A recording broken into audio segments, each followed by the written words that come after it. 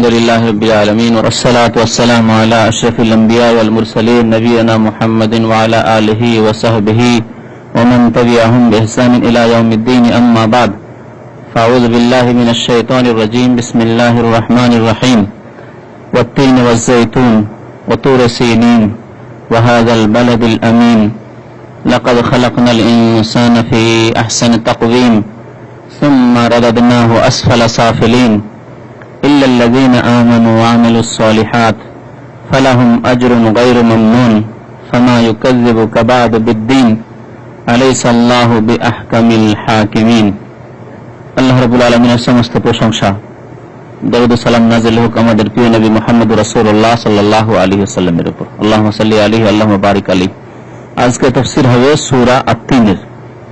এই সূরা নবী করিম সাল্লাল্লাহু আলাইহি ওয়াসাল্লামের মক্কি জীবনে নাযিল হয়েছে। এই সূরার প্রথম দিকে মহান আল্লাহ চারটি বস্তু শপথ করেছেন, তিন, জৈতুন, তুরে সিনিন এবং আল বালাদুল আমিন। এই চারটি বস্তুর আল্লাহ কসম করেছেন। শপথ করার পরে আল্লাহ যে কথাটি ইরশাদ করেছেন সেটি হচ্ছে লাকাদ খালাকনাল ইনসানা ফি আহসানি তাকওয়িম। একে বলা হয় জবাবে কসম, বা যে উদ্দেশ্যে শপথ করা হয়, যে উদ্দেশ্যে যে কথাকে অকাঠ্যভাবে বর্ণনা করার জন্য কসম করা হয় বা শপথ করা হয় তাকে বলে জবাবে কসম। সেটি হচ্ছে লাকাদ খালাকনাল ইনসানা ফি আহসানি তাকওয়িম সুম্মা রাদাদনাহু আসফালা সাফিলিন। এই চারটি জিনিসের আল্লাহ শপথ করেছেন। ওয়াত-তিন, এই ওয়াও সম্পর্কে এর আগে আমার মনে হয় আলোচনা হয়েছে। এই ওয়াওকে কোন ওয়াও বলা হয় মনে আছে?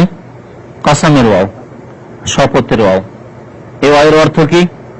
এই ওয়াওয়ের অর্থ এবং তো নয় না, এবং নয়। জি, ওয়াওয়ের অর্থ যখন এবং হয়, আরবিতে ওয়াও মানে যেটি প্রসিদ্ধ সেটি হচ্ছে এবং, ওটিকে ওয়াও আতিফা বলে। আতিফা মানে আগে কোনো কথা আলোচিত হয়েছে, তারপরে কোনো জিনিস বর্ণনা করা, এই ক্ষেত্রে এবং ব্যবহার হয়। হ্যাঁ, আব্দুল্লাহ এসছে এবং আব্দুর রহমান এসছে, তাহলে তার আগে কোনো কারো বর্ণনা বা কোনো কিছুর বর্ণনা হয়েছে, তারপরে কোনো কিছু বর্ণনা করা হচ্ছে, এই ক্ষেত্রে ওয়াও ব্যবহার হয়ে থাকে। একে ওয়াও আতিফা বলে, যার অর্থ এবং হয়। আর সেই ক্ষেত্রে ওয়াও ব্যবহার হলে যার উপরে ওয়াও প্রয়োগ হয়েছে তাকে জের হবে না, বরং আগে যে কলেমাটি রয়েছে বা ওয়ার্ডটি রয়েছে তার উপর যে হরকত রয়েছে জাবার জের পেশ, তাকে ফলো করবে। তার আগে যদি দাম্মা থাকে, পেশ থাকে, তো তারপরে ওয়াওয়ের পরেও পেশ হবে। তার আগে যদি জবর থাকে তো তার ওয়াওয়ের পরেও জবর হবে। তার আগে যদি থেকে থাকে জের, তাহলে ওয়াওয়ের পরেও জের হবে। এইভাবে ওয়াও আতিফার পরে যে অক্ষরটি আসবে তার উপর হরকত হবে, মানে জবর জের পেশ হবে। বিভিন্ন অবস্থা তার হতে পারে। কিন্তু ওয়াও কাসাম যেটি, মানে এমন ওয়াও যেটি শপথের জন্য প্রয়োগ হয়ে থাকে বা শপথের কসমের অর্থ বহন করে থাকে, সেই ওয়াওকে হারফে জার বলা হয়। অর্থাৎ ওয়াও যেই কালিমার উপর, যে ওয়ার্ডের উপর আসবে তাকে কি দেবে?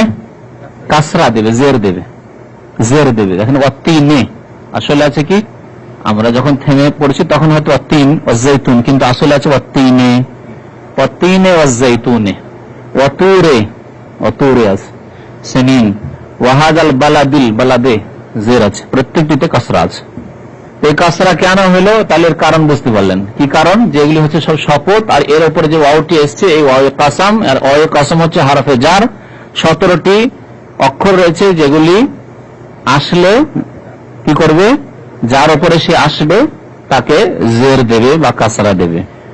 তো তিনে আল্লাহ তিনের শপথ করেছেন। তিন কাকে বলা হয়? তিন একটা ফলের নাম। কোন ফলের নাম? আঞ্জির বা ডুমুর। আঞ্জির বা ডুমুর, তিন মানে আঞ্জির। কেউ হয়তো আঞ্জির বোঝেন আর ডুমুর বুঝেন, বাংলায় ডুমুর বলা হয়। আঞ্জিরটা খুব প্রসিদ্ধ শব্দ, দেখেছেন তো আশা করি। এই ফল আমাদের দেশে পাওয়া যায়, যদিও খুব বেশি বেশি তিন এবং জাইতুন এই দুইটি ফল ফিলিস্তিন এলাকায় হতো। এই জন্য বিশেষভাবে এই দুইটি জিনিসের আল্লাহ শপথ করেছেন, যে ফিলিস্তিনে বনি ইসরায়েলদের শেষ নবী হযরত ঈসা আলাইহিস সালামের জন্ম, এইদিকে ইঙ্গিত করা হয়েছে। এই দুইটি জিনিসের শপথ করে তাফসীরকারগণ এর রহস্য বলেছেন যে আল্লাহ এই দুইটি ফলের কেন শপথ করলেন। তারা বলছেন যে তিন এবং জাইতুন এই দুইটি ফল বেশি বেশি জন্মে থাকে ফিলিস্তিনে, প্যালেস্টাইনে। আর ফিলিস্তিনে বনী ইসরাইলদের শেষ নবী হযরত ঈসা আলাইহিস সালামের জন্ম, তার জন্মস্থান ফিলিস্তিন। তো এই দুইটি জিনিসের আল্লাহ শপথ করে একটি মোবারক বা পবিত্র স্থানের দিকে ইঙ্গিত করেছেন, ফিলিস্তিন। আর ফিলিস্তিন যেখানে মসজিদে আকসা বা বাইতুল মুকাদ্দাস রয়েছে, এ হচ্ছে পবিত্র বা মোবারক বরকতপূর্ণ স্থান, যার কথা আল্লাহ সূরা বনী ইসরাইলে বলেছেন, সুবহানাল্লাযী আসরা বিআবদিহি লাইলাম মিনাল মাসজিদিল হারাম ইলাল মাসজিদিল আকসা আল্লাযী বারাকনা হাওলাহু। পবিত্র সেই সত্তা যিনি রাতারাতি তার বান্দা মুহাম্মদ সাল্লাল্লাহু আলাইহি ওয়াসাল্লামকে নিয়ে গিয়েছেন মিনাল মাসজিদিল হারাম, মসজিদে হারাম থেকে, অর্থাৎ মক্কা মুকাররমা থেকে, ইলাল মাসজিদিল আকসা, সুদূর মসজিদ বাইতুল মুকাদ্দাসের মসজিদ পর্যন্ত, আল্লাযী বারাকনা হাওলাহু, যার আশেপাশে অর্থাৎ প্যালেস্টাইনে আমি বরকত নিহিত রেখেছি। বরকত, তাহলে আল্লাহর বিশেষ বরকত রয়েছে প্যালেস্টাইনে, যেখানে আল্লাহর এক পবিত্র মসজিদ, যে তিনটি মসজিদের উদ্দেশ্যে নেকির নিয়তে সফর করা সুন্নাত, তার মধ্যে একটি হচ্ছে এই বাইতুল মুকাদ্দাসের মসজিদ, যা ফিলিস্তিনে রয়েছে। তা ফিলিস্তিন যে মুবারক জমিন, পবিত্র জমিন, অনেক আম্বিয়া এবং রাসূলগণ এই এলাকায় জন্মগ্রহণ করেছেন, সেই দিকে ইঙ্গিত করা হয়েছে এই দুইটি শপথের মাধ্যমে। 3 ডুমুর অঞ্জিরের শপথ, জাইতুন ফল জানা রয়েছে, এখানকার মার্কেটে জাইতুন পাওয়া যায়, জাইতুনের তেলও পাওয়া যায়, যে জাইতুন থেকে তেল তৈরি হয়, আর জাইতুনের ফলও পাওয়া যায়, কালো রঙও পাওয়া যায় আর সবুজ রঙেও পাওয়া যায়। জাইতুন স্বাদের দিকে যদিও স্বাদে ভালো লাগে না, প্রথম এসে যখন জাইতুন খেতাম এই দেশে আজকে থেকে 15 বছর আগে, খেতে পারতাম না, কিন্তু তার বরকতের কথা মনে করে খেতাম, জবরদস্তি করে খেতাম, ইচ্ছা না করলেও খেতাম, বরকত রয়েছে তাতে। এই জাইতুনকে আল্লাহ, জাইতুনের গাছকে শাজারাতুন মুবারাকা বলেছেন সূরা নূরে, মনে রাখবেন। আল্লাহু নূরুস সামাওয়াতি ওয়াল আরদ মাসালু নূরিহি কামিশকাতিন ফিহা মিসবাহ আল মিসবাহু ফি জুজাজা আয-জুজাজাতু কান্নাহা কাওকাবুন দুররি ইউকাদু মিন শাজারাতিন মুবারাকাতিন যাইতুনাতিন লা শারকিয়াতিন ওয়ালা গারবিয়া। সূরা নূরে আল্লাহ বলছেন যে ইউকাদু মিন শাজারাতিন মুবারাকা, বরকতের গাছ বলেছেন জাইতুনকে, মুবারক গাছ, বরকত, এই গাছে বরকত রয়েছে। মিন শাজারাতিন মুবারাকা, সেই গাছটি কি, বরকতের গাছটি কি, জাইতুনাতিন, আল্লাহ বলছেন জাইতুন গাছ। জাইতুন গাছকে আল্লাহ বরকতের গাছ। ডাক্তাররা বলতে পারবেন, আমাদের ডাক্তার সাহেব আছেন, জিজ্ঞেস করেন। এই জাইতুনের তেলে, জাইতুনের ফলে অনেক উপকারিতা রয়েছে, তার মধ্যে একটি বলেন দেখি, কোলেস্ট্রল কমায়। আর কোলেস্ট্রলের কারণে যে হার্টের রোগ, এই কোলেস্ট্রলের কারণে হয়। এই জাইতুন তেলে অনেক ফায়দা রয়েছে। যে জাইতুনের কথা যখন মেডিকেল সায়েন্সের নামগন্ধ পর্যন্ত ছিল না, আজকে থেকে 1400 বছর আগে এই কোরআন নাযিল হয়েছে, এই আয়াত নাযিল হয়েছে, জাইতুনাতিন শাজারাতিন মুবারাকাতিন জাইতুনাতিন, সেই জাইতুনের আল্লাহ শপথ করেছে। সুতরাং জাইতুন এবং জাইতুনের তেল বেশি বেশি ব্যবহার করবেন। শুধু তাই না, অনেক ফায়দা রয়েছে। ছোট ছোট বাচ্চাদের শরীরে মাখালে স্কিনের যে রোগ হয়, চামড়ার রোগ হয়, সেগুলো থেকে মুক্ত থাকে, সুন্দর হয়, চিকন হয়। এমনিতে নিজেও মেখে দেখবেন, ছোট বাচ্চাদের ক্ষেত্রে বিশেষ উপকারী, এমনি নিজেও মাখবেন, দেখবেন শরীর সুন্দর থাকবে, চিকন। এর জাহিরি এবং বাতিনি, প্রকাশ্য গোপনীয় বিভিন্ন রকমের ফায়দা রয়েছে। যে ফায়দার দিকে ইঙ্গিত করা হয়েছে একটি শব্দ দিয়ে, মুবারাকা, শাজারাতিন মুবারাকা, বরকতের গাছ। তো এই বরকতের ফলের আল্লাহ শপথ করেছেন জাইতুন। মহান আল্লাহ যে শপথ করে থাকেন, তার সৃষ্টি জগতের মধ্যে থেকে বিশেষ বিশেষ জিনিসের রহস্য রয়েছে, বিভিন্ন রকমের রহস্য রয়েছে। কেন আল্লাহ শপথ করলেন জাইতুনের বিশেষ করে? কেন আল্লাহ শপথ করলেন বিশেষ করে তিনের? আমের কেন শপথ করলেন না? খেজুরের কেন শপথ করলেন? খেজুরের ফায়দা রয়েছে অবশ্যই, কিন্তু বিশেষ বিশেষ জিনিসের যে শপথ করেছেন তাতে রয়েছে অনেক রহস্য, যা তাফসীরের কিতাবাদি পড়লে কিছু জানা যায়। তাছাড়া মানুষকে অল্প জ্ঞান দেওয়া হয়েছে, আরো হয়তো রহস্য রয়েছে যা যুগের পর যুগ যাওয়ার পরে তা প্রকাশ পাবে। এই জাইতুনের উপকারিতার কথা হয়তো হাজার বছর আগে, 1400 বছর আগে মানুষ জানতো না, শুধু এতটুকু জানতো যে বরকতের গাছ। কিন্তু কি বরকত রয়েছে ধীরে ধীরে তা স্পষ্ট হচ্ছে, মানুষের কাছে স্পষ্ট হয়ে আসছে, আরো হয়তো স্পষ্ট হবে আগামীতে, যেতে কি উপকারিতা রয়েছে, কি কি বরকত রয়েছে। আল্লাহ তিন এবং জাইতুনের শপথ করেছেন। তিন যে ডুমুর থাকে, ডুমুরে কি বিচি হয়? বীজ হয়? বীজ হয় না। তাহলে যেটুকু আছে খাদ্য উপকারী। তিন অজাইতুন ওয়াতুরে সিনিন। আর তৃতীয় শপথ আল্লাহ করেছেন ওয়াতুরে সিনিন। তুর একটি পর্বতের নাম, কোন পর্বতের নাম? যে পর্বতের উপর মহান আল্লাহ হযরত মূসা আলাইহিস সালামকে ডেকে তার সাথে কথা বলেছেন। কাল্লামাল্লাহু মূসা তাকরীমা, কোরআনে আল্লাহ বলেছেন মহান আল্লাহ মূসা আলাইহিস সালামের সাথে স্বয়ং কথা বলেছেন। একবার না, বরং একাধিকবার। তাওরাত দানের সময় যখন তিনি বিবাহ শাদী করে স্ত্রীকে নিয়ে, সোহেব আলাইহিস সালামের মেয়েকে নিয়ে যখন আসছিলেন, আর প্রসাব বেদনা জেগে উঠেছে, তিনি আগুন দেখলেন, মনে করলেন যা একটু আগুন নিয়ে আসি, আগুনের প্রয়োজন হয়েছে। তখন আল্লাহ রাব্বুল আলামিন ডাক দিলেন যে ইন্নী আনা রাব্বুকা, আমি তোমার রব, ফাখলানা আলাইক ইন্নাকা বিল ওয়াদিল মুকাদ্দাসে তুয়া। তো এই তুর পাহাড়, যেই পর্বতে আল্লাহ রাব্বুল আলামিন মূসা আলাইহিস সালামের সাথে কথা বলেছেন, তাহলে এই পাহাড় হচ্ছে বরকতের পাহাড়। এই পাহাড় চূর্ণ বিচূর্ণ হয়ে গেছে যখন মূসা আলাইহিস সালাম একবার আল্লাহকে দেখতে চাইলেন, যে আল্লাহ তোমার সাথে কথা তো বলছি কিন্তু দেখতে যে পাচ্ছি না, কথা বলছি আল্লাহ তোমার সাথে কিন্তু দেখতে পাচ্ছি না, একবার দেখতে চাই। রব্বে আরিনি আনজুর ইলাইক, হে আমার রব, হে আমার পালন কর্তা, আরিনি আমাকে একটু দেখাও, আনজুর ইলাইক তোমাকে একটু দেখি, দেখতে চাই একটু। আল্লাহ বলছেন লান তারানি, আমাকে দেখতে পারবে না, আমি দেখাতে পারবো না, এই কথা আল্লাহ বলেননি, বুঝতে পারছেন? লান তারানি, তুমি আমাকে দেখতে পারবে না, বরদাস্ত করতে পারবে না, তুমি মখলুক, তুমি দুর্বল অসহায়, তোমার পক্ষে সম্ভব নয়। যে আল্লাহর বিশাল জাত, যে আল্লাহ হচ্ছেন আকবর, আকবর মানে কি সবচেয়ে বড়, শুধু বড়, কবির মানে বড়, আকবর মানে সবকিছুর চাইতে বড়, আকবর মিন কুল্লি শাই। আল্লাহ আকবর, আমরা এটাকে তাকবীর বলি, তাই না? তাকবীর, আল্লাহ আকবর মানে আল্লাহ সবকিছু চাইতে বড়। পৃথিবীতে সবকিছুর মধ্যে সূর্য আছে, চন্দ্র আছে, অসংখ্য গ্রহ নক্ষত্র আছে, আকাশ এবং 7 আকাশ 7 জমিন আছে, পৃথিবীর সমস্ত শক্তি আছে, সবকিছু আছে, এবং সমস্ত পৃথিবীর সবকিছু মিলিয়ে সবকিছু চাইতে বড়। এমনকি আল্লাহর আরশ আছে, আল্লাহর কুরসি আছে, আকবর মিন কুল্লি শাই, তিনি সবকিছু চাইতে বড়। এই কথাই যদি আমাদের মনে থাকে, স্মরণে থাকে যে আল্লাহ সবকিছু চাইতে বড়, তো সেই মহান আল্লাহর সামনে আমরা গুনাহ করতে পারবো? বলেন। আমাদের ঈমান নিয়ে আমাদের চিন্তা করা উচিত যে আমাদের ঈমান কোথায় রয়েছে, আমাদের ঈমানের এবং ইসলামের অবস্থান কোথায়। যে মহান আল্লাহ সবকিছু প্রত্যক্ষ করছেন, লুকিয়ে করি আর প্রকাশ্যে করি সবকিছু দেখছেন, আল্লাহ রাব্বুল আলামিন প্রত্যক্ষ করছেন, সে আল্লাহ সবকিছুর চাইতে বড়, তার সামনে আমাদের কি সাহস যে পাপ করছি, আমরা গুনাহ করছি, অন্যায় করছি, তার আদেশ পালন করছি না, অথচ তার কাছে হাজিরা দিতে হবে, জবাবদিহি করতে হবে। তো মহান আল্লাহ বলে লান তারানি, আমাকে দেখতে পারবে না তুমি, ওয়ালাকিন উনজুর ইলাল জাবাল। বারবার যখন দরখাস্ত করা শুরু করলেন যে আল্লাহ দেখবে, একটু ঈমান মজবুত হবে, তাজা হবে। উনজুর ইলাল জাবাল, ঠিক আছে, এই পর্বত তুর পাহাড়, যে জাবালের কথা বলা হয়েছে তুর পাহাড়, তুর পর্বত, এই পাহাড়ের দিকে তাকাও, শুধু আমার দিকে তাকাতে পারবেন না তুমি, সম্ভব নয়। পাহাড়ের দিকে ফাইন ইস্তাকাররা মাকানাহু, ওই পাহাড় যদি আপন অবস্থায় ঠিক থেকে যায়, ইস্তাকাররা মাকানা, পাহাড়ের অবস্থান ঠিক থাকে, ফাসাউফা তারানি, তাহলে আমাকে দেখা সম্ভব, আর না হলে অসম্ভব।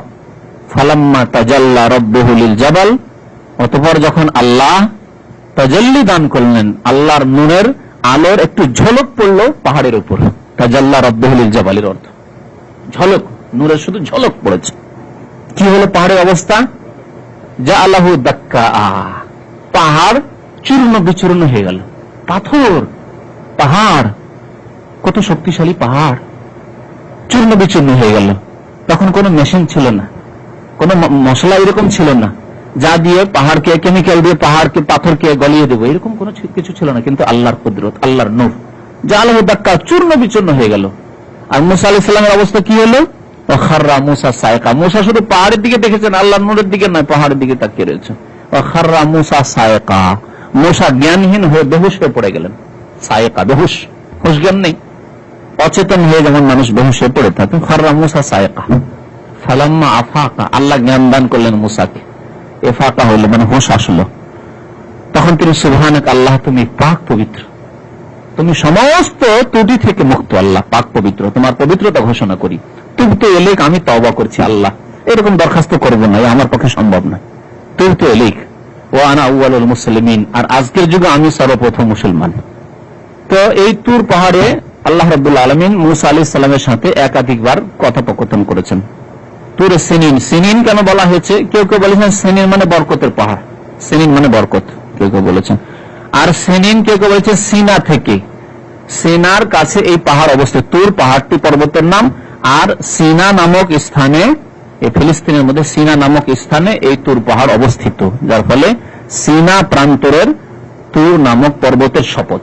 তাহলে আল্লাহ বলছেন ওয়াত্তিন, আমি আঞ্জির বা ডুমুরের শপথ করি, আমি জৈতুনের শপথ করি, অতুরে সিনিন, সিনা প্রান্তরের তুর নামক পর্বতের শপথ করি। তুর পাহাড়ের আল্লাহ শপথ করলেন, এখানে কোন দিকে ইঙ্গিত করা হয়েছে? এখানে ইঙ্গিত করা হয়েছে হযরত মুসা আলাইহিস সালামের নবুয়ত ও রিসালাতের দিকে, যে মুসা আলাইহিস সালাম আল্লাহর এক রাসূল। ওয়াহাদাল বালাদিল আমিন, চতুর্থ শপথ। শপথ কি শপথ? বালাদ মানে শহর, আমিন নিরাপদ, হাজা মানে এই, এবং আল্লাহ শপথ করছেন এই নিরাপদ শহরে, এই নিরাপদ শহরের আমি শপথ করি। এর আগে বলেছি যে এই যে ওয়াও গুলির পরে, প্রত্যেকটি ওয়ের পরে একটি করে ফেল মানে ক্রিয়া, ভার্ব উজ্জ আছে। ওয়াত্তিন মানে ওয়াউকসিমু বিত্তিন, উকসিমু মানে আমি কসম করি, আমি তিনের কসম করি। ওয়াউকসিমু বিজাইতুন, ওয়াউকসিমু বিতুরে সিনিন, ওয়াউকসিমু বিহাযাল বালাদিল আমিন, এরকম ছিল আসলে। কিন্তু কোরআন যেহেতু সংক্ষেপ আর ওয়াও দিয়ে উকসিমুর কাজ হয়ে যাচ্ছে, সেজন্য আর উকসিমু নিয়ে আসা হয়নি। কোন কোন আয়াতে উকসিমু নিয়ে আসা হয়েছে, যেমন লা উকসিমু বিহাযাল বালাদ, সূরা বালাদে রয়েছে, আম্পারাতে রয়েছে লা উকসিমু বিহাযাল বালাদ ওয়া আনতা হিল্লুম বিহাযাল, আমি কসম করছি। সূরা কিয়ামতে রয়েছে 29 পারা, লা উকসিমু বিয়াউমিল কিয়ামা, আমি কিয়ামতের দিনের কসম করি। এখানে উকসিমু স্পষ্ট এসেছে, কিন্তু এখানে সংক্ষেপে উকসিমু নিয়ে আসা হয়নি, যার অর্থ স্পষ্ট, যেহেতু ওয়াও আসলে উকসিমু এখানে উজ্জ রয়েছে। ওয়াহাদাল বালাদিল আমিন, এই নিরাপদ শহরের আমি শপথ করি। এই নিরাপদ শহর কোন শহর? নিরাপদ শহর পৃথিবীতে নিরাপদ শহর কোথায়? মক্কা। মক্কার শপথ করে ইঙ্গিত করা হয়েছে কোন দিকে? নবী মুহাম্মদ রাসূলুল্লাহ সাল্লাল্লাহু আলাইহি ওয়াসাল্লামের রিসালাতের দিকে, যে শেষ নবী আসবেন কোত্থেকে? মক্কা থেকে, মক্কা থেকে।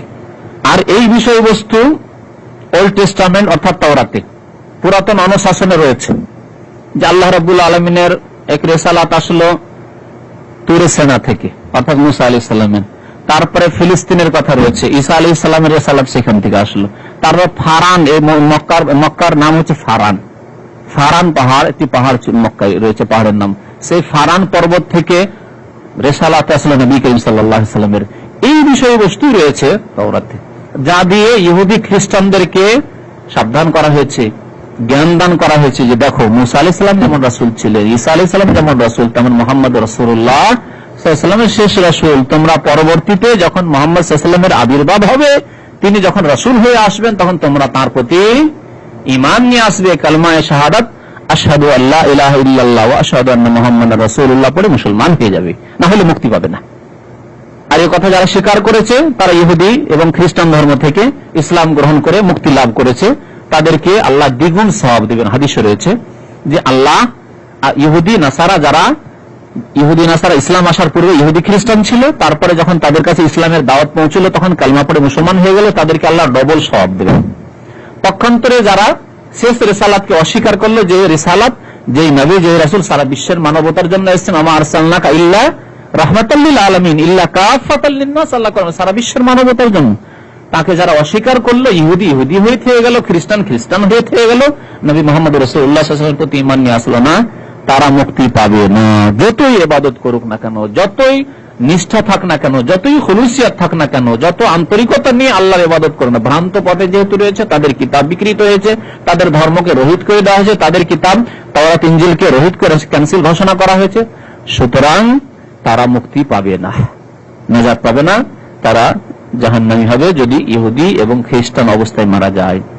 তো আল্লাহ রাব্বুল আলামিন ওয়াহাদাল বালাদিল আমিন, এই নিরাপদ শহরের শপথ করে নবী মুহাম্মদ রাসূলুল্লাহ সাল্লাল্লাহু আলাইহি ওয়াসাল্লামের রিসালাতের দিকে ইঙ্গিত করেছেন, যে এই শহরে একজন রাসূল আসবেন। আর শেষখানে বর্ণনা করেছেন ওয়াহাদাল বালা, 4টি শপথের মধ্যে শেষখানে তার কথা বর্ণনা করা হয়েছে, যে শেষ রাসূল আসবেন, তার প্রতি তোমরা ঈমান নিয়ে আসবে। আল্লাহ রাব্বুল আলামিন এখানে এই শহরকে, মক্কা শহরকে আল বালাদুল আমিন, নিরাপদ শহর বলেছেন, সত্যিকার নিরাপদ। আজকে সারা বিশ্বে যেসব অন্যায় কাজ বা দুর্ঘটনা, যেসব মারকাট, লড়াই, খুনাখুনি বা অশান্তি রয়েছে, আলহামদুলিল্লাহ মক্কা এবং মক্কার আশেপাশে তুলনামূলক অনেক কম রয়েছে আজকেও। আর কিয়ামত পর্যন্ত আল্লাহ এই শহরকে নিরাপদ শহর বলে ঘোষণা করেছেন। এই শহরের গাছ কাটা নিষেধ, এই শহরে কোন শিকারী জন্তু, পাখি বা পশুকে তাড়ানো নিষেধ বা শিকার করা নিষেধ হারামের এলাকায়। হারামের এলাকার বিধান এগুলি। এই শহরে কোন খারাপ মানুষ, অন্যায় করে যদি ঢুকে যায়, আশ্রয় নেই, তাহলে সেখানে তার উপরে হদ মানে তার শাস্তি, দণ্ডবিধি কায়েম করা নিষেধ, বরং তাকে ধরে নিয়ে বাইরে দণ্ডবিধি কায়েম করতে হবে। এই জন্য আজকেও মক্কায় দণ্ডবিধি কায়েম করা হয়। আমি অনেকবার আলোচনা বলেছি, বাইরে হারামের বাইরে তাদের উপর দণ্ডবিধি কায়েম করা হয়। চুরি করলে, অন্যায় কেউ কাজ করলে তার শাস্তি দেওয়া হয় বাইরে। অথচ মদিনায় মসজিদ নবীর পাশেই চোরের হাত কাটা হয়, পেশাস হত্যার বদলে হত্যা হয়, কিন্তু মক্কায় হারামে শরীফের পাশে হয় না, যেহেতু হারাম এরিয়া, বালাদুল আমিন। এই শহর প্রাচীন যুগ থেকে নিরাপদ। নবী করিম সাল্লাল্লাহু আলাইহি ওয়াসাল্লামের জামানায় তখনও নিরাপদ, অনেকটা নিরাপদ, অন্যান্য এলাকার চাইতে নিরাপদ। মক্কা আসলে মানে নিরাপত্তার সাথে চলাফেরা করতো। বাইরের লোকেরা এসে এখানে জমজম পান করতো, এখানে কাবা শরীফে তওয়াফ করতো, শিরক করতো। কাবা শরীফে তওয়াফ করছে, তারা হজ করছে, তারা মেনা যাচ্ছে, তারা মুজদালিফা যাচ্ছে, ইত্যাদি ইত্যাদি। বাইরের লোকেরা এখানে নিরাপদ থাকতো। আর বাইরে যখন রাস্তাঘাটে চলাফেরা করতো, একটি বড় দল না হলে চলাফেরা করতে পারতো না, তাদেরকে লুটপাট করে নিত। তাই আল্লাহ রাব্বুল আলামিন এই ইহসান অবদানের কথা উল্লেখ করেছেন। তারা কি দেখতে পায় না যে আন্না জাআলনা হারামান আমিনা, এই হারামকে, এই মক্কাকে আমি আমিন বানিয়েছি, অর্থাৎ নিরাপদ শহর বানিয়েছি। ওয়া ইয়াতাখাত্তাফুন নাসু মিন হাওলিহিম, অথচ সারা বিশ্বে মানুষকে উঠিয়ে নেওয়া হচ্ছে, কিডন্যাপ করে নেওয়া হচ্ছে। মক্কা ছাড়া অন্য জায়গায় দেখো, যেখানে সেখানে মানুষকে লুটপাট করে নেওয়া হচ্ছে, মেরে দেওয়া হচ্ছে। এই হচ্ছে অবস্থা। তখনকার কথা আল্লাহ রাব্বুল আলামিন বলেছেন ওয়াহাদাল বালাদিল আমিন। তো এই চারটি জিনিস আল্লাহ শপথ করেছেন। শপথ করার পরে বলছেন কি জন্য শপথ করলেন? এই কথাটি অকট্ট ভাবে বলার জন্য। কি? লাকাদ খালাকনাল ইনসানা ফি আহসানি তাকওয়িম। লাকাদ খালাকনা, লাম তাকিদের জন্য, কাদ ও তাকিদের জন্য, দুটি তাকিদ। আর একটি তাকিদ এখানে কসম উজ্জ রয়েছে। আরবি গ্রামারে যদি লাম আর কাদ আসে, তাহলে এখানে একটি কসম উজ্জ থাকে। এটি একটি আরবি গ্রামার। মানে এখানেও আছে যে আল্লাহ শপথ করছেন, আমি শপথ করছি যে লাকাদ খালাকনাল ইনসান, অবশ্যই অবশ্যই, যেহেতু লাম আর কাদ দুটোর মানে তাকিদ, মানে অবশ্যই অবশ্যই, ডবল অবশ্যই, অবশ্যই অবশ্যই আমি মানুষকে সৃষ্টি করেছি। খালাকনা, আমি ইনসানকে অর্থাৎ মানুষকে সৃষ্টি করেছি ফি আহসানি, আহসান মানে অতি উত্তম, হাসান মানে উত্তম, আর আহসান মানে অতি উত্তম। তাকওয়িম, তাকওয়িম মানে গঠন, উত্তম গঠন, কাঠামো। কোন জিনিসের কাঠামোকে তাকওয়িম বলা হয়। তো ফি আহসানি তাকওয়িম মানে উত্তম কাঠামোতে, উত্তম, অতি উত্তম অবয়বে, উত্তম আকৃতি দিয়ে, কত সুন্দর আকৃতি দিয়ে, যেখানে যেই জিনিস সেট হওয়া উচিত ওইভাবে তার সুবিন্যাস করেছি। আল্লাহ মানুষের সৃষ্টির ক্ষেত্রে সুবিন্যাসের কথা বলেছেন। খালাকা ফাসাওয়া, খালাকা ফাসাওয়া আল্লাহ বলেছেন। আমপারাতে রয়েছে সাব্বিহাস রাব্বিকাল আলা আল্লাযী খালাকা, যিনি সৃষ্টি করেছেন, এবং শুধু সৃষ্টি নয়, মানে ফাসাওয়া, সুবিন্যাস তো করেছেন। অন্য জায়গায় আল্লাহ বলেছেন যে ফাআদালাক, সুপরিমিত করেছেন। আরেক জায়গায় বলেছেন কাদ্দারা ফাহাদা, কাদ্দারা সুপরিমিত করেছেন। সুবিন্যাসও রয়েছে এবং সুপরিমিত রয়েছে। সুপরিমিত এই যে কাঠামো কত সুন্দর রয়েছে। যদি এরকম না করে আমাদের ওজনটা 200 কিলোর হয়ে যেত, দেখেন মোটা লোককে দেখতে কেমন লাগে? ভালো লাগে? মোটা তো, মোটা লোক আরো ভালো লাগা উচিত ছিল, কিন্তু ভালো লাগে না দেখতে, যেহেতু না কাঠামোটা ভালো না। 200 কেজি 300 কেজি যদি ওজন হয়, আরো 500 কেজি যদি হয়ে যায় আরো ভালো লাগবে, আরো খারাপ লাগবে। আল্লাহ এই কথাগুলি বলেছেন, কাদ্দারা, সুপরিমিত করেছেন, সুবিন্যস্ত করেছেন। এইভাবে আল্লাহ রাব্বুল আলামিন মানুষকে সৃষ্টি করেছেন এবং প্রত্যেক প্রাণীকে, কিন্তু মানুষকে সর্বোত্তম আকৃতি, সর্বোত্তম গঠন, সর্বোত্তম অবয়বে সৃষ্টি করেছেন ফি আহসানি তাকওয়িম। তাহলে মানুষ, যত প্রাণী রয়েছে দুনিয়াতে, তার মধ্যে সর্বোত্তম প্রাণী, সর্বশ্রেষ্ঠ প্রাণী এবং সর্ব সুন্দর, সবার চাইতে শ্রেষ্ঠ করে এবং সুন্দর করে আল্লাহ তৈরি করেছেন, বাহ্যিক দিক থেকে এবং আভ্যন্তরীণ দিক থেকে, দুই দিক থেকে। মানুষকে আল্লাহ জাহিরি দিক থেকে উত্তম সকাল সুরত দিয়েছেন। মানুষ যদি বানরের মতো চলাফেরা করত, মানে হাতকে রেখে আর হাঁটুর ঘরে যদি চলাফেরা করত, কত খারাপ লাগতো, খারাপ লাগতো।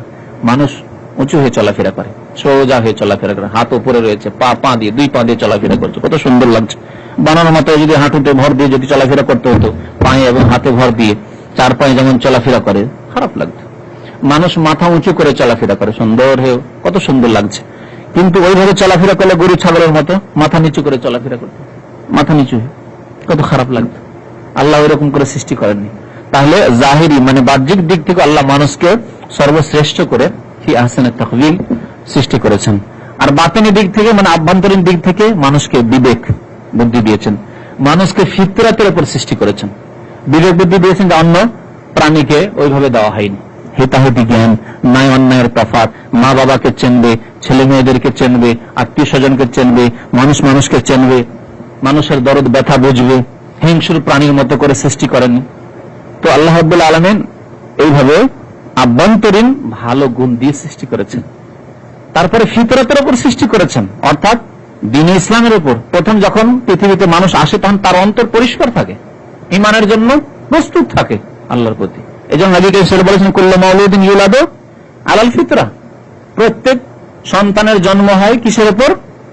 ফিতরাত অর্থাৎ ইসলামের উপর। ইসলামই তার প্রকৃতি হয়, নেচার হয়। ফিতরাতের তাফসীর করা হয়েছে ইসলাম। তারপরে তার পারিবারিক অবস্থার কারণে, তার সামাজিক অবস্থার কারণে, তার পারিপার্শ্বিক আবহাওয়া বা অবস্থার কারণে, যে লোকেরা লালন পালন করে তাদের কারণে কি হয়ে যায়? সে বিভ্রান্ত হয়ে যায়। হয় সঠিক পথে তারা রাখলে থাকে, আর না হলে বিভ্রান্ত হয়ে যায়। ফাআবাওয়াহু ইউহাউওয়িদানিহি আও ইউনাসসিরানিহি আও ইউমাজ্জিসানিহি, তার মাতা পিতা তাকে হয় ইহুদি হলে ইহুদি বানিয়ে দেয়, অগ্নি পূজক হলে অগ্নি পূজক বানিয়ে দেয়, খ্রিস্টান হলে ইউনাসসিরানিহি নাসারানি খ্রিস্টান বানিয়ে দেয়, আর মুসলিম হলে আসলে সে মুসলিম ছিল, সহজে সে মুসলিম থাকে। কিন্তু প্রত্যেক শিশু ইহুদির ঘরে জন্মগ্রহণ করুক, হিন্দুর ঘরে জন্মগ্রহণ করুক, যে কোনো ধর্মাবলম্বীর ঘরে, নাস্তিকের ঘরে জন্মগ্রহণ করুক, সে ফিতরাত অর্থাৎ ইসলামের উপর জন্মগ্রহণ করে। এটি হচ্ছে আল্লাহ রাব্বুল আলামিনের সৃষ্টি, যে সুন্দরভাবে আল্লাহ মানুষকে ফিতরাত ইসলামের উপর সৃষ্টি করেছেন। তাহলে জ্ঞান বিবেকের দিক রয়েছে, ইসলামের উপর তার সৃষ্টির দিক রয়েছে, আর বাহ্যিক সুন্দর অবয়বের দিকও রয়েছে। এই ক্ষেত্রে ফি আহসানি তাকওয়িমের তাফসীরে সুম্মা রাদাদনাহু আসফালা সাফিলিন, অতঃপর আমি তাকে ফিরিয়ে দিয়েছি। রাদ্দা মানে ফিরিয়ে দেওয়া, রাদ্দা থেকে রাদাদা, রাদাদনাহু তাকে ফিরিয়ে দিয়েছি, অর্থাৎ মানুষকে ফিরিয়ে দিয়েছি আসফালা সাফে নিচে থেকে নিচের দিকে, নিচে থেকে নিচের দিকে অর্থাৎ নিম্ন স্তরের দিকে ফিরিয়ে দিয়েছি। আল্লাহ নিম্ন স্তরের দিকে ফিরিয়ে দিয়েছেন, এর অর্থ কি? এর দুইটি তাফসীর করা হয়েছে, এর দুইটি তাফসীর করা হয়েছে। আর একটি তাফসীর অন্য তাফসীরের বিরোধী নয়, আপত্তিকর নয়, সুতরাং দুইটি তাফসীরই ঠিক, কোনো অসুবিধা নেই। একটি তাফসীর হচ্ছে যে আল্লাহ রাব্বুল আলামিন সুন্দর ধরন, গঠন, অবয়ব দিয়ে সৃষ্টি করলেন, তারপরে ধীরে ধীরে নিচে থেকে নিচের দিকে নিয়ে গেলেন, অর্থাৎ বার্ধক্যের দিকে আল্লাহ রাব্বুল আলামিন ফিরিয়ে দিয়েছেন ধীরে ধীরে। যেমন গাছের অবস্থা, গাছ যখন জন্মালো ধীরে ধীরে লতা পাতা গাছ হতে, পাতা হতে লাগলো, তার শাখা প্রশাখা হতে লাগলো, কত সুন্দর লাগে সেই গাছ। কিন্তু গাছ যখন বুড়ো হয়ে যায়, তারপরে তার পাতা শুকিয়ে গেল, ডাল শুকিয়ে গেল, শেষ পর্যন্ত গাছটাই শুকিয়ে মারা গেল। ঠিকই তেমনই মানুষের অবস্থা। প্রত্যেক মানুষ, একটি ছেলে যখন ছোট্ট ছেলে 3 মাস 4 মাসের, ধীরে ধীরে কত সুন্দর হয়ে উঠছে। সুন্দর হতে হতে এই 8 বছর 10 বছরের ছেলে কত সুন্দর ফুলের মতো চেহারা, তার ফুলের মতো চেহারা। 10 বছর, 12 বছর, 13 বছর, তারপরে দাড়ি মোজ গজাতে লাগলো, তারপরে মুখে হয়তো দানা বেরোতে লাগলো, এই বরুণ হতে লাগলো, এই হতে লাগলো, মুখটা চেহারাটা খারাপ হতে লাগলো। আর তারপরে কাজকর্ম গেল, তখন এই এত সুন্দর ফুলের মতো চেহারা যখন রোদে বাতাসে কাজ করতে লাগলো, তখন কালো হতে লাগলো, গাছ মুরঝাতে শুরু হলো। বয়স হলো, ধীরে ধীরে যদি সুন্দর আবহাওয়াতেও থাকে, সুন্দর খাদ্য পায়, সুন্দর যদি সে তার আহার পায়, তারপরে 40 পর্যন্ত খুব সুন্দর তরতাজা থাকলো। তারপরে ধীরে ধীরে বাতের অসুখ তাকে ধরলো, তার হার্টের অসুখ ধরলো, তো তার এই ধরলো সেই ধরলো, করতে করতে 40, 50, 60 হইতে হইতে আবার বুড়ো হতে লাগলো, গালগুলো বসে যেতে লাগলো, বিভিন্ন রকমের রোগে আক্রান্ত হলো, শেষ পর্যন্ত দুর্বল হয়ে মারা গেল সে। সুম্মা রাদাদনাহু আসফালা সাফিলিন, অতঃপর মানুষকে নিচে থেকে নিচের দিকে আমি ফিরিয়ে দিয়েছি। এমনকি বিবেকের দিক দিয়ে কত সুন্দর বিবেক বুদ্ধি দিয়ে আল্লাহ চালাক চতুর করেছেন, কত শিক্ষিত জ্ঞানী হয়েছিলেন। কিন্তু যখন 50-60 বছর বয়স হলো, তখন একবারে ছোট বাচ্চার চাইতেও খারাপ অবস্থা। ছোট বাচ্চাকে তো একটু বুঝিয়ে নেওয়া যায় যে বাবা এখন দিতে পারছি না খেতে, তোমাকে তুমি যে জিনিস চাইছো তা দিতে পারছি, বুঝিয়ে নেওয়া যায় আদর্শ করে। বুড়ো মানুষকে বোঝানো যায় না, এক্ষুনি সে অমুক জিনিসটা খেতে চায়। আজকে মাছ এনে দিতে বাজারে গেলেন, মাছ পাচ্ছেন না, 70 বছরের বাবা আপনার কান্না শুরু করবে। দেখেছি আমরা এরকম লোককে। মা আজকে অমুক জিনিসটা খেতে চেয়েছে, খুঁজে পেলেন না, কান্না শুরু করে দিয়েছে ছোট বাচ্চার মতো, অসন্তুষ্ট ছেলের ওপর। এই ছেলে আমাকে এই খেতে দিল না, তো এই করতে দিল না, সেই করতে দিল। কি অবস্থা, জ্ঞান শেষ, অসার অবস্থা এখন। তো সুম্মা রাদাদনাহু আসফালা সাফিলিন, নিচে থেকে নিচের দিকে আল্লাহ ফিরিয়ে দিয়েছেন, মানে আবার দুর্বল হয়ে গাছ শুকিয়ে যাওয়ার মতো শুকিয়ে গিয়ে মাটিতে মিশে যায় মানুষ। সুম্মা রাদাদনাহু আসফালা সাফিলিন, যাদেরকে আল্লাহ বয়স দেন, যাদেরকে বয়স দেন না হয়তো যৌবনে অনেকে মারা যায়। তো সুম্মা রাদাদনাহু আসফালা সাফিলিনের এই একটি তাফসীর করা হয়েছে। ইল্লাল্লাযীনা আমানু, যদি এই তাফসীর রাখা হয় তাহলে ইল্লাল্লাযীনা আমানু, তবে যারা ঈমান নিয়ে এসেছে এবং সৎ কর্ম করেছে, এই তাদের কথার সাথে এর সম্পর্ক কি? এর সম্পর্ক হচ্ছে এইরকম যে যৌবনের অবস্থায় মাশাআল্লাহ যেমন ভাবে ইবাদত করতে চেয়েছেন, যেমন ভাবে আপনি কোরআন তেলাওয়াত করতে চেয়েছেন, যত পরিমাণ আপনি ইবাদত করতে চেয়েছেন, যা ইচ্ছা করেছেন তাই করতে পেরেছেন। ইচ্ছা করেছেন 2 ঘন্টা আমি তাহাজ্জুদ পড়বো, রাত্রে পড়তে পেরেছেন। 5 ওয়াক্ত নামাজ তো কোনো অসুবিধা নেই, দাঁড়িয়ে নামাজ পড়ে দাঁড়িয়ে পড়তে পেরেছেন। ঘন্টাকে ঘন্টা দাঁড়িয়ে থাকতে পেরেছেন। দিনের কাজে ছুটাছুটি, সারাদিন ছুটাছুটি করতে পেরেছেন। শক্তি রয়েছে, ক্ষমতা রয়েছে, তাই না? কিন্তু যখন বয়স হয়ে গেল 50, 60, 70, আর চলাফেরা করতে পারছেন না, বিছানায়, তখন না একজন বক্তা মানুষ হলে বক্তব্য করতে পারছেন, একজন লেখক হলে না লিখতে পারছেন, না ইবাদত বন্দেগী ঠিক করে করতে পারছেন, দাঁড়িয়ে নামাজ না পড়তে পারছেন, বসে শুয়ে নামাজ পড়তে হচ্ছে, দাঁড়াতে পারছেন না। তাহাজ্জুদ পড়ছিলেন, তাহাজ্জুদ পড়তে পারছেন না, বুড়ো হওয়ার পর 60 বছর 70 বছর বয়স করতে পারছেন না। সুম্মা রাদাদনাহু আসফালা সাফিলিন, যখন ওই বুড়ো বয়সে পৌঁছে গেলেন তখন আর ওইভাবে ইবাদত বন্দেগী দিনের কাজ করতে পারছেন না। রাত্রে জেগে যেতেন, আর জেগে ইবাদত বন্দেগী করতে পারছেন না। আল্লাহকে যেভাবে যৌবনের অবস্থায় শক্তি ছিল ডাকতেন, আর করতে পারছেন না। আল্লাহর দিনের খেদমতে যেভাবে আপনার কুরবানি রয়েছে, সেই কুরবানি আর দিতে পারছেন না। বিছানায় পড়ে রয়েছেন, রোগাক্রান্ত হয়ে রয়েছেন বুড়ো অবস্থায়।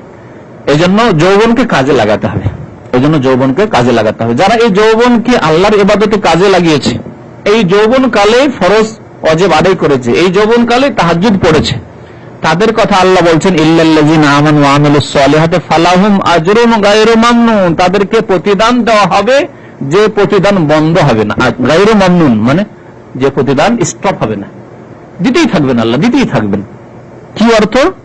নিম্ন থেকে নিম্ন স্তরে নেমে গেলে, মানে বুড়ো হয়ে গেছে, আর কাজকর্ম করতে পারছো না, ঠিকভাবে দাঁড়িয়ে নামাজ পড়তে পারছো না, কোরআন তেলাওয়াত মাসে 1 খতম করে কোরআন খতম করতে আর করতে পারছো না, কোরআনের তাফসীর পড়তে আর পড়তে পারছো না, হাদিস চর্চা করতে আর করতে পারছো না, তাহাজ্জুদ পড়তে আর পড়তে পারছো না, বুড়ো বয়সে পৌঁছে গেছো। তারপরে যেহেতু যৌবনে তুমি তাহাজ্জুদ পড়েছো, যৌবনে প্রতি মাসে 1 কোরআন খতম করেছো, যৌবনে কোরআনের তাফসীর চর্চা করেছো, এই সবগুলি আল্লাহ তোমাকে বার্ধক্য অবস্থায় দিতে থাকবেন। ফালাহুম আজরুন গায়রু মামনুন, তার প্রতিদান বন্ধ হবে না, চলতেই থাকবে।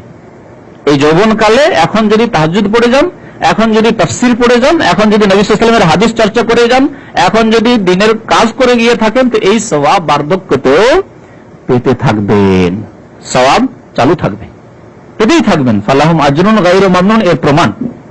কত সুন্দর কথা, বুড়ো হয়ে গেলেও সওয়াব পেতে থাকবেন আপনি। কারা সওয়াব পাবে? ইল্লাল্লাযীনা আমানু ওয়া আমিলুস সালিহাত, যাদের ঈমান ছিল যৌবনেও, যখন আহসানে তাকওয়িম সুন্দর গঠন ছিল জাহিরি এবং বাতিনি, তাদের জন্য ঈমানদার, ঈমানের অবস্থায় তারা থেকেছে এবং সৎ কর্ম করেছে, তাদের সওয়াব চলতেই থাকবে, তাদের নেকি বাড়তেই থাকবে, নেকি বাড়তেই থাকবে। ফালাহুম আজরুন গায়রু মামনুন, একটি তাফসীর হয়ে গেল। তাহলে আর একটি তাফসীর হচ্ছে সুম্মা রাদাদনাহু আসফালা সাফিলিনের, যে আল্লাহ মানুষকে সর্বশ্রেষ্ঠ করে সৃষ্টি করেছেন। বললাম দিকগুলি, বাহ্যিক দিক থেকেও এবং আভ্যন্তরীণ দিক থেকেও সর্বশ্রেষ্ঠ করে সৃষ্টি করেছেন।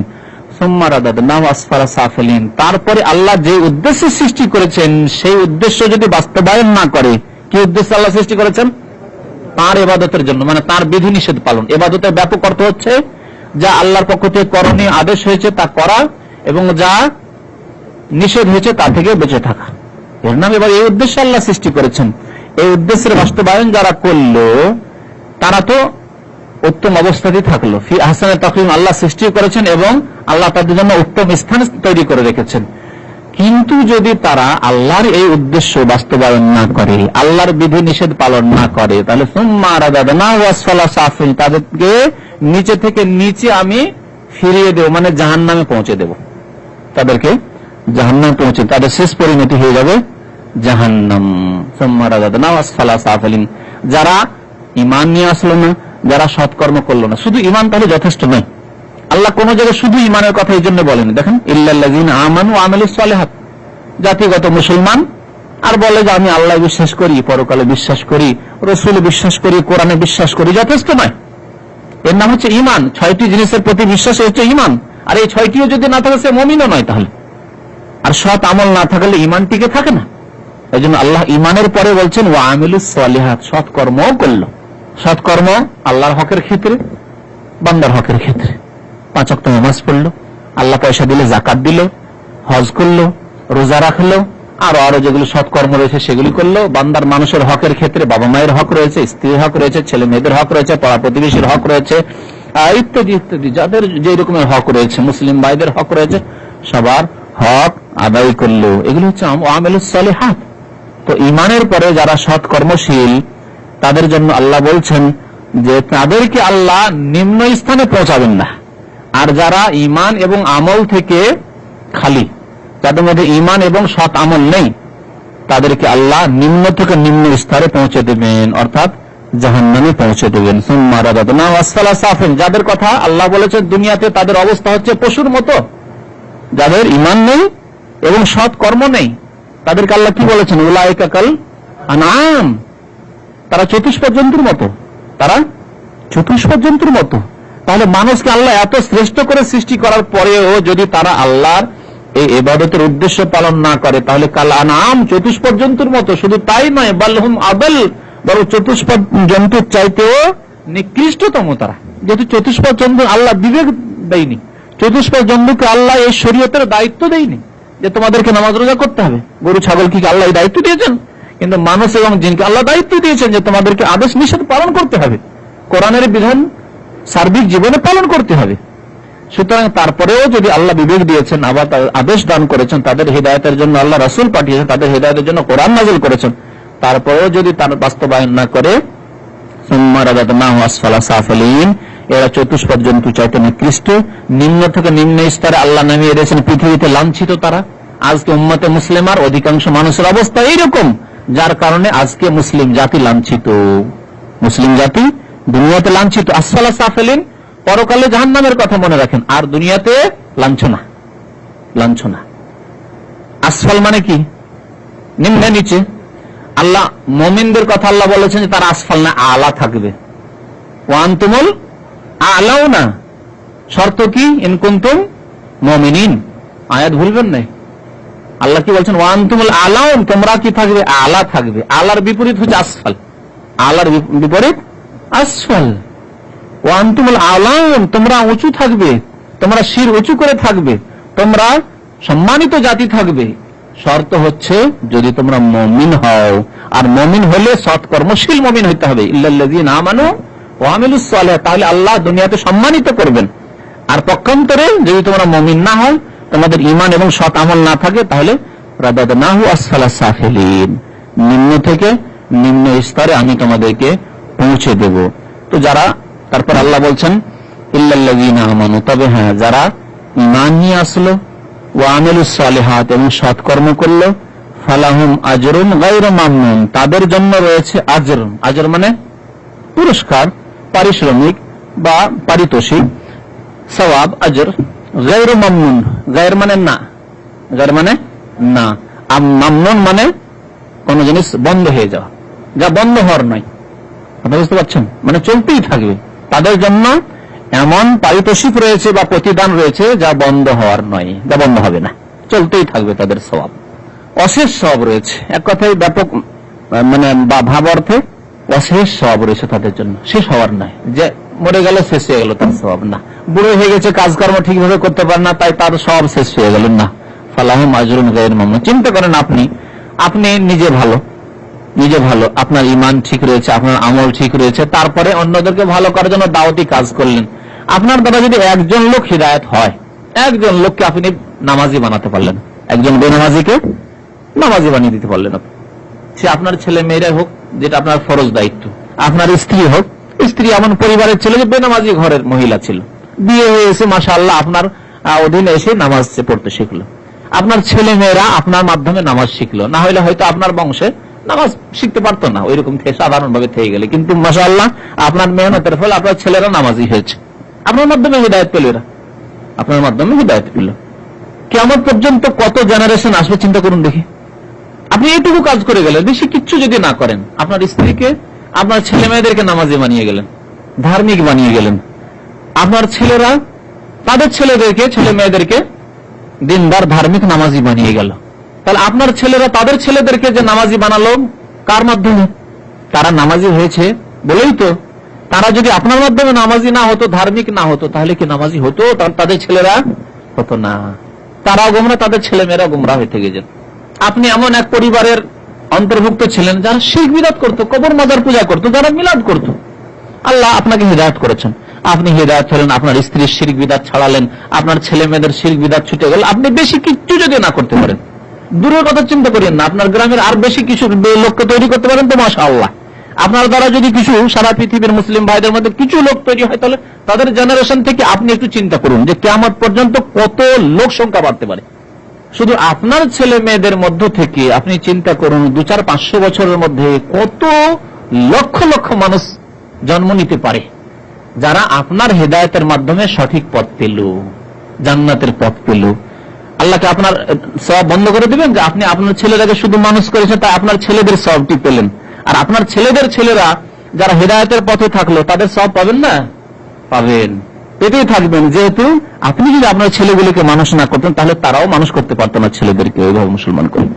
এইভাবে একজন লোককে আপনি হেদায়েত করলেন, শিরক বিদআত থেকে তওবা করলো আপনার মাধ্যমে, তাহলে ওর জেনারেশনে কত লোককে আল্লাহ জাহান্নাম থেকে মুক্তি দান করবেন চিন্তা করেছেন? চিন্তা করেন দেখি। একজন মানুষ একটি গ্রামে এসে বসবাস করেছিল, আমরা দেখি অনেক লোককে, মাত্র 50 বছর আগে তার কোনো আত্মীয় স্বজন ছিল না, সেখানে এসে দূরের মানুষ এসে বসবাস শুরু করেছিল। তার ছেলেদের ছেলে এই নিয়ে বিরাট একটি গোত্র, একটি গ্রাম তৈরি হয়ে গেছে। 50-60 বছর 70 বছরের মধ্যে দেখা যাচ্ছে যে একজন লোক থেকে একটি গ্রাম তৈরি হয়ে গেছে, অথচ মাত্র একজন লোক ছিল সে 50-60 বছর আগে। তাহলে 200-500 বছর যদি আল্লাহ এরকম সুযোগ দেয়, পৃথিবী থাকে, আর আপনি যাদেরকে হেদায়েত করলেন, আপনার মাধ্যমে হেদায়েত হলো, তাদের কত সওয়াব আপনার কাছে আসতে থাকবে আপনার ইন্তেকালের পরেও। সুতরাং অবহেলা করবেন না। মানুষকে দিনের দাওয়াত দিতে গিয়ে, শিরক বিদআত থেকে সতর্ক করতে গিয়ে, মানুষকে নামাজের দিকে দাওয়াত দিতে গিয়ে, কোরআন সুন্নাহর দিকে দাওয়াত দিতে গিয়ে অবহেলা করবেন না, গাফিলতি করবেন না। এই সওয়াবগুলি চালু থাকবে। আল্লাহ বলছেন ফালাহুম আজরুন গায়রু মামনুন, তাদের জন্য পারিশ্রমিক রয়েছে, সওয়াব রয়েছে, গায়রু মামনুন, অশেষ, যা বন্ধ হওয়ার নাই। তারপরে প্রসঙ্গ পরিবর্তন করে আল্লাহ রাব্বুল আলামিন বলছেন ফামা ইউকাযযিবুকা বা'দু বিদ্দীন। ফামা কোন জিনিস? মা এখানে জিজ্ঞাসার অক্ষর। মা মানে এখানে নেগেটিভ না, মা মানে নাও হয়, কোন সময় না হয়, কোন সময় কোন বস্তু জিজ্ঞাসার জন্য আছে, ইস্তিফহাম বলা হয়। ফামা ইউকাযযিবুকা, হে মানুষ তোমাকে মিথ্যায় নিমজ্জিত করলো কে? বাদো মানে এই বিধান নাযিল হওয়ার পরেও, কোরআন আসার পরেও, বাদো মানে পরে, কোরআন আসার পরেও, ইসলাম আসার পরেও, নবী করিম সাল্লাল্লাহু আলাইহি ওয়াসাল্লামের আবির্ভাব হওয়ার পরেও, দিন ইসলাম পৌঁছে যাওয়ার পরেও, মুসলিম ঘরে জন্মগ্রহণ করার পরেও, ফামা ইউকাযযিবুকা, হে মানুষ তোমাকে মিথ্যায় বা মিথ্যা প্রতিপন্ন করাই নিমজ্জিত করলো কে? বাদো এর পরেও, মানে ইসলাম আসার পরেও, বিদ্দিন মানে পরকাল সম্পর্কে, দিন মানে ওই যে মালিক ইয়াউমিদ দিন, বিচার দিবস, বিচার দিবস সম্পর্কে।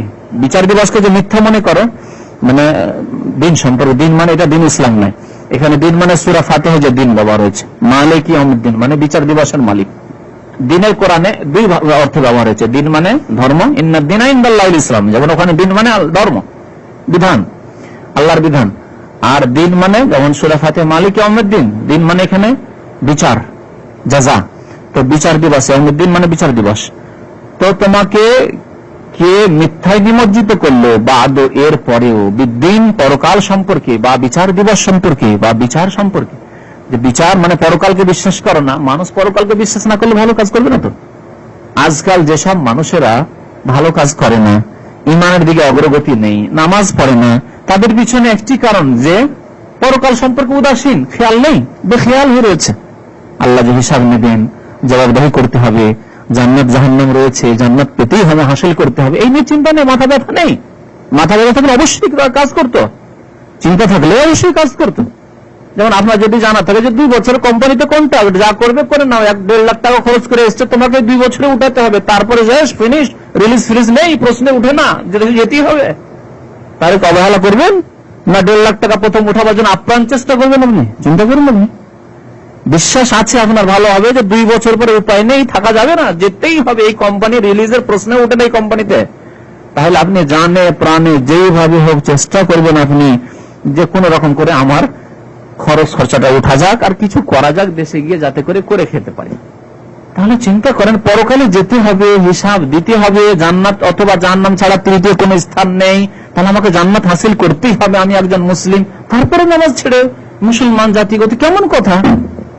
তাহলে বোঝা যাচ্ছে যে যারা এইরকম ইসলাম পালনের ক্ষেত্রে কমজোর ইমানের মানুষ, জাতিগত শুধু গতানুগতিক মুসলমান, তাদের আসল ত্রুটি রয়েছে পরকালে বিশ্বাসের ক্ষেত্রে, আসল ত্রুটি রয়েছে আল্লাহ রাব্বুল আলামিনের সার্বভৌমত্বের প্রতি ইমানের ক্ষেত্রে ত্রুটি, ইমানের ত্রুটি। মানুষের আকীদা, মানুষের ইমান উৎসাহিত করে মানুষকে ভালো কাজের জন্য, আর আকীদাই যদি ঠিক না থাকে, মৌলিক বিশ্বাস যদি দুর্বল থাকে, নড়বড়ে, তাহলে আমলও নড়বড়ে হবে। এজন্য প্রথম আকীদা, তাওহীদ, পরকালের প্রতি বিশ্বাস, ইমানের যে 6টি স্তম্ভ, এগুলিকে মজবুত করতে হবে। যত যার বেশি মজবুত ইমান, তত বেশি তার আমল মজবুত হবে। আলাইসাল্লাহু বিআহকামিল হাকিমিন। তারপরে আল্লাহ জিজ্ঞেস করছেন মানুষকে, মহান আল্লাহ কি বিচারকদের সর্বশ্রেষ্ঠ বিচারক নন? আহকাম মানে শ্রেষ্ঠ বিচারক, আর হাকিমিন হাকিমের বহুবচন, মানে যারা বিচারক। তো বিচারকদের সর্বশ্রেষ্ঠ বিচারক কি মহান আল্লাহ নন? আল্লাহ জিজ্ঞেস করছেন। নবী করিম সাল্লাল্লাহু আলাইহি ওয়াসাল্লামের হাদিসে রয়েছে, সাহাবায়ে কেরামরা এই আয়াত শুনলে বলতেন, বালা ওয়া আনা আলা যালিকা মিনাশ শাহিদিন। বালা, অবশ্যই, জি। আল্লাহ জিজ্ঞেস করছেন, আমি আপনি কি বলবো? বালা, অবশ্যই। আল্লাহ হচ্ছেন আহকামুল হাকিমিন, সর্বশ্রেষ্ঠ বিচারক। ওয়া আনা আলা যালিকা মিনাশ শাহিদিন, এবং আমি এর সাক্ষ্যদাতা, আমি এর সাক্ষ্যদাতা। এই ক্ষেত্রে হাদিস রয়েছে, কিন্তু নামাজের মধ্যে বলা যাবে কিনা এই নিয়ে ওলামাদের ফুকাহাদের দ্বিমত রয়েছে। যেহেতু হাদিসগুলি দুর্বল আর সবগুলি সমষ্টিতে আমলযোগ্য হতে পারে, কিন্তু নামাজের মধ্যে পড়ার স্পষ্ট প্রমাণ যেহেতু নেই, সেজন্য নামাজের মধ্যে বালা ওয়ানা আলা যালিকা মিনাশ শাহিদিন না পড়াই শ্রেয়। যদি এক শ্রেণীর ওলামার আমার দেশে পড়ে থাকেন বা পড়তে বলে থাকেন, কিন্তু আরেক শ্রেণীর লোকেরা রয়েছেন পড়েন না, মোটেই পড়েন না।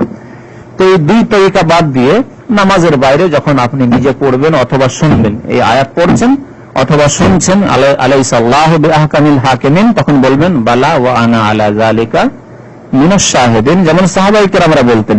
কিন্তু নামাজের মধ্যে এটি না বলাই উচিত, যেহেতু এই ধরনের যে সব কথা বলার হাদিসে রয়েছে সেগুলি নামাজের মধ্যে বলার সহি প্রমাণ নেই, আর নামাজের মধ্যে একমাত্র আল্লাহর সাথে কথা বলা উচিত। সুতরাং এই ধরনের কথা না বলাই সঠিক। সূরা ফাতিহার শেষে আমিন ছাড়া, সূরা ফাতিহার শেষে আমিন যেহেতু দোয়া আল্লাহর কাছে, আমিন মানে কি? কবুল করো, আমিন ওটি। আচ্ছা, এখানে এটাও জানিয়ে দিই যে এই সূরায় পড়লেন ওয়াহাদাল বালাদিল আমিন, আমিন পড়লেন না, আর ওখানে সূরা ফাতিহায় বলেন কি বলেন? আমিন। দুটোতে তফাৎ আছে, টান দিয়ে, আলিফ রুবে খাড়া যাবার আছে, আমিন টান দিয়ে বলবেন ওখানে। আমিন মানে ইস্তাজিব, আল্লাহ তুমি কবুল করো, আর এই আমিন মানে নিরাপদ, বিশ্বস্ত, আমানতদার, বিভিন্ন অর্থে হয়। এখানে যেহেতু শহরের কথা রয়েছে, সুতরাং বলবো নিরাপদ শহর, ওয়াহাদাল বালাদিল আমিন, নিরাপদ শহর। তো আমিন বলা শুধু নামাজের মধ্যে হোক, নামাজের বাইরে হোক, যখন সূরা ফাতিহা পড়বেন বা শুনবেন তখন বলবেন আমিন, যেহেতু সূরা ফাতিহা দোয়া। সূরা ফাতিহায় দোয়া করলেন আপনি, ইয়াকা না'বুদু ওয়া ইয়াকা নাস্তাইন, সাহায্য চাইলেন, ইহদিনাস সিরাতাল মুস্তাকিম, সহজ সরল পথ চাইলেন আল্লাহর কাছে, সিরাতাল লাযিনা আন'আমতা আলাইহিম, পুরস্কৃতদের পথ চাইলেন আপনি, যারা অভিশপ্ত এবং পথভ্রষ্ট তাদের পথ থেকে আল্লাহর কাছে পানাহ চাইলেন, গায়রিল মাগদুবি আলাইহিম ওয়ালাদ দাল্লিন, তখন কি বলবেন আপনি? আমিন, হে আল্লাহ কবুল করো। সুতরাং আমিন নামাজের মধ্যে হলেও বলতে হবে, নামাজের বাইরে হলেও বলতে হবে, এবং নামাজে যদি উচ্চ স্বরে ইমাম সাহেব পড়েন তাহলে উচ্চ স্বরে আমিন বলতে হবে। যেহেতু দোয়া উচ্চ স্বরে, তখন আমিনও উচ্চ স্বরে, আর দোয়া যখন মনে মনে, তখন আমিনও মনে মনে। কি বুঝলেন? মানে যেসব নামাজে উচ্চ স্বরে সূরা ফাতিহা শুনছেন, এশার নামাজের 2 রাকাত, মাগরিবের নামাজের 2 রাকাত, ফজর নামাজের 2 রাকাত, ইত্যাদি ইত্যাদি, বা ঈদের নামাজ ইত্যাদি ইত্যাদি, জুমার নামাজ, তো এই নামাজগুলিতে যেহেতু উচ্চ স্বরে আপনি দোয়া শুনলেন সূরা ফাতিহা, সুতরাং উচ্চ স্বরে কি বলবেন? আমিন। এটি হচ্ছে সহিহ সুন্নাত। বাকি মনে মনে বলা, আর এই ক্ষেত্রে এক শ্রেণীর লোকেরা মনে মনে বলতে গিয়ে বলেই না, এ হচ্ছে মনে মনে বলাও দুর্বল, আর যারা বলে না বড়ই নেকি থেকে, সওয়াব থেকে, আর সুন্দর দোয়া থেকে তারা মাহরুম, বঞ্চিত থাকে। এক শ্রেণীর লোকেরা এত বাড়াবাড়ি এবং গোড়ামি করে যে সূরা ফাতিহার পর আমিন শুনতেই পাবে না, তার শুনতে পাওয়া তোদের কথা বলেই না, বাড়াবাড়ি করে বলেই না। অথচ নবী করিম সাল্লাল্লাহু আলাইহি ওয়াসাল্লামের সহিহ হাদিসে রয়েছে যে টান দিয়ে সাহাবায়ে কেরামরা আমিন বলতেন, মাদ্দা বিহা সাউতাহু, এমন ভাবে বলতেন যে মসজিদ বেজে উঠতো, মসজিদ বেজে উঠতো। তাহলে উচ্চ স্বরে আমিন বলতে হবে। এটি হচ্ছে নবী করিম সাল্লাল্লাহু আলাইহি ওয়াসাল্লাম এবং সাহাবায়ে কেরামদের সুন্নাত। যখন উচ্চ স্বরে সূরা ফাতিহা হবে, আর মনে মনে যখন সূরা ফাতিহা হচ্ছে, জোহরের নামাজে তো ইমাম সাহেব সূরা ফাতিহা পড়লো, কিন্তু আপনি কি আমিন জোরে বলবেন? বলবেন না। আপনিও সূরা ফাতিহা পড়ছেন, কিন্তু আপনি যেহেতু মনে মনে সূরা ফাতিহা পড়ছেন, যেহেতু আমিনটাও সেহেতু মনে মনেই পড়বেন। দোয়ার মতোই আমিন হতে হবে। এই হচ্ছে যুক্তি এবং এই হচ্ছে সহিহ হাদিসের আলোকে আমিন সম্পর্কে মাসলা। তাহলে আমিনটা নামাজের মধ্যেও পড়বেন, নামাজের বাইরেও পড়বেন। বাকি এই যে দোয়াগুলি রয়েছে বালা ওয়া আলা যালিক মিনাশ শাহিদিন, এছাড়া অন্য অন্য সূরার ক্ষেত্রে, যেমন সূরা রহমানের ক্ষেত্রে রয়েছে, তারপরে আপনার সূরা কিয়ামার ক্ষেত্রে রয়েছে, সূরা আলাতে রয়েছে সাব্বিহিসমা রাব্বিকাল আলা বললে সাব্বিহিসমা রাব্বিকাল আলা। এগুলি আপনার কোনটা সুবহান রাব্বিয়াল আলা, যে সিজদার যে তাসবিহ, সিজদার যে তাসবিহ রয়েছে না, ওইটা দুর্বল, আর নামাজের মধ্যে পড়বেন না, নামাজের মধ্যে পড়বেন না। গাশিয়াতে জি আল্লাহুম্মা হাসিবনি হিসাবান ইয়াসিরা, যেহেতু হিসাবের কথা, হিসাব নিকাশের কথা পরকালে কিয়ামতে বলা হয়েছে, তখন পড়ে আল্লাহুম্মা হাসিবনি হিসাবান ইয়াসিরা। নামাজের মধ্যে পড়বেন না, এগুলো নামাজের মধ্যে না পড়ে নামাজের বাইরে হলে পড়বেন। ঠিক আছে জি। সাল্লাল্লাহু আলা নবিয়িনা মুহাম্মদ ওয়া আলা আলিহি ওয়া সাহবিহি আজমাইন।